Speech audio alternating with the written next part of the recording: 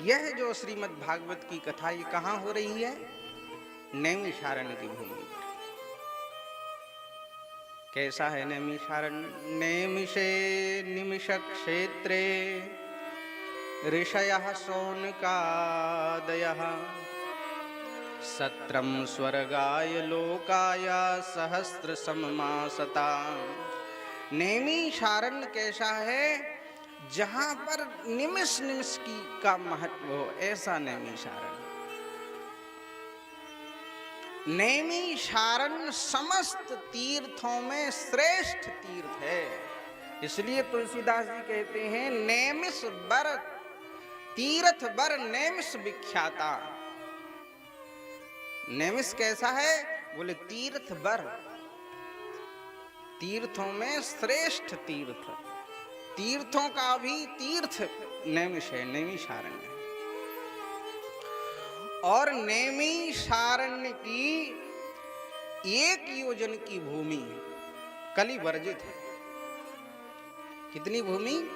1 योजन की भूमि आज भी कलि वर्जित है। जब भयंकर कलिकाल आने लगा तो ऋषि मुनि महात्मा दुखी होकर ब्रह्मा जी की शरण में गए।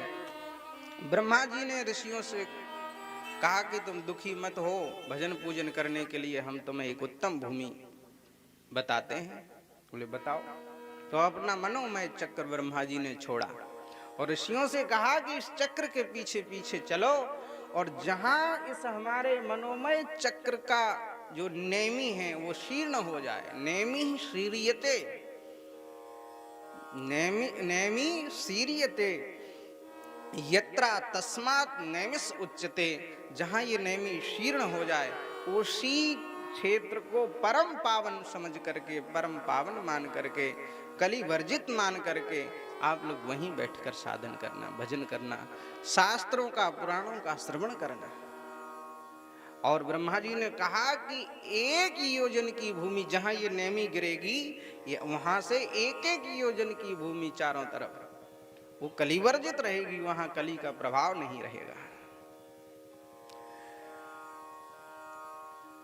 ऐसी नैमिषारण्य की पवित्र धरा पर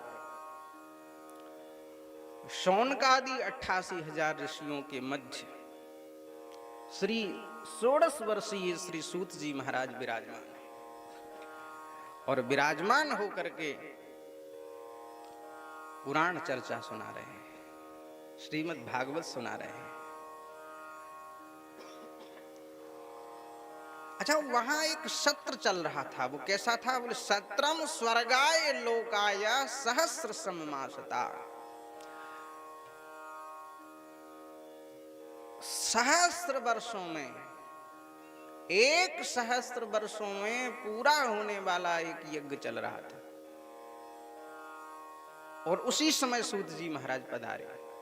तो सूत जी महाराज के आगमन से ऋषि मुनि तो 1000 वर्षों में पूरा होने वाला यज्ञ ही कर रहे थे वहां शौनकादि 88,000 ऋषि। लेकिन 16 वर्षीय श्री सूत जी महाराज उस तीर्थ स्थल पर, उस यज्ञ स्थल पर जब पधारे तो ऋषियों ने आपस में चर्चा की, शौनकादि 88,000 ऋषियों ने, कि ये यज्ञ तो फिर हो जाएगा बाद में, यज्ञ तो फिर हो जाएगा, लेकिन ये महान संत, महान विद्वान भगवान सुखदेव के शिष्य सूत जी पधारे हैं, इनसे हमको सत्संग कर लेना चाहिए, पुराण चर्चा सुन लेनी चाहिए। क्योंकि ये चले जाएंगे अगर यहाँ से तो ये लौट के आएंगे कि नहीं आएंगे ये नहीं कहा जा सकता। और यज्ञ तो अपने घर की बात है, जब इच्छा हो तब कर लेंगे। इसीलिए ये महापुरुष पधारे हैं, इनके आगमन का लाभ हमको ले लेना चाहिए। तो उन्होंने तैक दातु मुनयः प्रातर हुतु हुताग्नयः सत्कृतम सूतमाशीनम पप्रच्छुर मुनिमादरात्। तैक दातु मुनयः, इसलिए उन महात्माओं ने सर्वसम्मति से यह निर्णय लिया कि यज्ञ में, यज्ञ जब होता है ना तो यज्ञ का नियम है, कर्मकांड का ये नियम है कि यज्ञ जब होता है, प्रारंभ होता है, तो सबसे पहले आवाहित देवी देवताओं का, मंडलों का पूजन होता है। ब्राह्मण लोग ब्रह्म बेला में उठते हैं, संध्या वंदन करते हैं और फिर पूजन में लग जाते हैं। तो वह पूजन यज्ञ में इतनी पीठें होती हैं, इतने आवाहित देवी देवता होते हैं, इतने मंडल होते हैं कि पूजन करते करते 12 बज जाते हैं, केवल पूजन करते करते। और 12 बजे तक पूजन चला और 12 बजे के बाद मध्याह्न संध्या करने के बाद ब्राह्मण लोग फिर जजमान को बिठा करके पवित्रीकरण करा के और आहुति शुरू कराते हैं। और आहुति शुरू होती हैं, तो आहुति जब शुरू हो जाती हैं, फिर आहुतियों को बीच में नहीं रोका जाता। ये नियम है कर्मकांड में। अगर आहुति बीच में रोक दी गई तो फिर शुरू से आहुति करनी पड़ेगी। इसलिए आहुति शुरू होने के बाद फिर बीच में विराम नहीं होता, और यही कर्मकांड की विशेषता है। तब फिर आहुतियां जब चलती हैं तो सायंकाल हो जाती है, और सायंकाल में संध्या आरती करके ब्राह्मण लोग यज्ञ नारायण भगवान की आरती करके सब अपने अपने संध्या वंदन करते हैं। सायं संध्या दूसरे दिन की तैयारी करते हैं। तो यज्ञ में तो सत्संग का, कथा का समय है ही नहीं। लेकिन ऋषियों ने एक दिन जब सूत जी महाराज वहां आ गए तो प्रातः हुताग्नया, प्रातः काल ही आहुति कर ली और प्रातः काल ही पूजन कर लिया उन सभी देवताओं का। माने एक तंत्र से सर्वेभ्यो देवेभ्यो नमस्कारान करके पूजन कर लिया, सर्वेभ्यो देवेभ्यो गंधाक्षत पुष्पाणि समर्पयामि करके पूजन कर लिया सभी देवताओं का, और सर्वेभ्यो देवेभ्यो नमः स्वाहा करके आहुति कर ली सभी देवताओं की। और सूत जी महाराज को उच्च आसन पर बिठाकर कहा, भगवान आप हमें भगवान की कथा सुनाइए।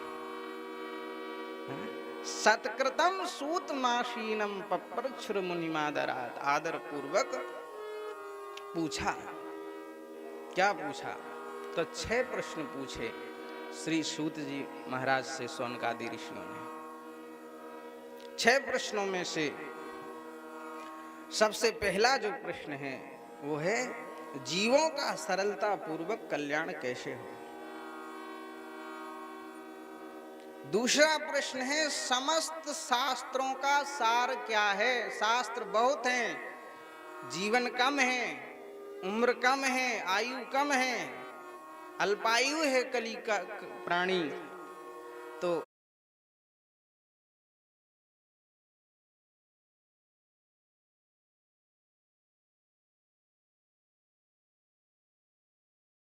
इस कम आयु वाले प्राणी को यदि सर्व शास्त्रों का सार सुनना हो तो सभी शास्त्रों का सार क्या है।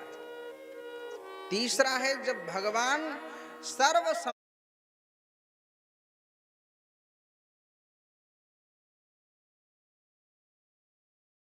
समर्थ हैं तो भगवान अवतार क्यों लेते हैं,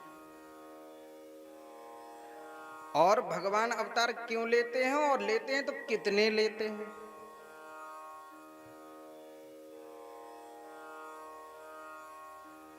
चार प्रश्न हो गए। और 5वां प्रश्न है, मानव मात्र का परम लक्ष्य क्या होना चाहिए।